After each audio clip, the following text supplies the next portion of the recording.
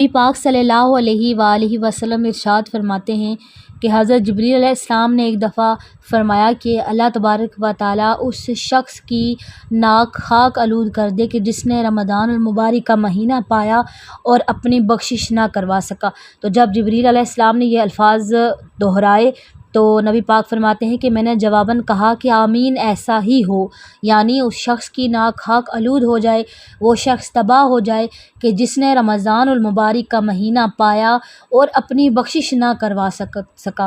अल्लाहु अकबर। रमज़ानुल मुबारक में तो अल्लाह तबारक व तआला की रहमत के दरवाज़े खुले रहते हैं। अभी भी वक्त ज़्यादा नहीं गुज़रा, अभी भी 15 दिन बाकी हैं। अल्लाह तबारक व तआला से हर मुसलमान अपनी बख्शिश करवा ले और बाकी तमाम मोमिनीन मोमिनात और तमाम मुसलमीन मुस्लिमात के लिए भी ज़रूर दुआ की जाए। इंसान अपने लिए दुआएं मांगता रहता है, लेकिन असल चीज़ तो ये है कि दूसरों के लिए दुआ मांगें।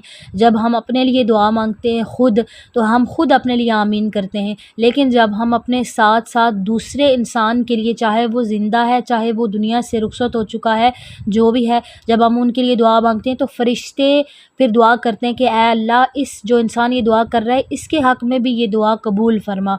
तो फिर जो दुआ हम दूसरों के लिए मांगते हैं वो हमारे हक़ में फ़रिश्ते आमीन, नूरानी मखलूक वो आमीन हमारे लिए कर रहे होते हैं। लेकिन यह है कि दुआओं में सबको याद रखना चाहिए इंशाअल्लाह तबारक व तआला। अल्लाह पाक आप सबका हामी और नासिर, और मुझे भी अपनी ख़ास दुआओं में याद रखिएगा। अस्सलामु अलैकुम व रहमतुल्लाहि व बरकातुहू।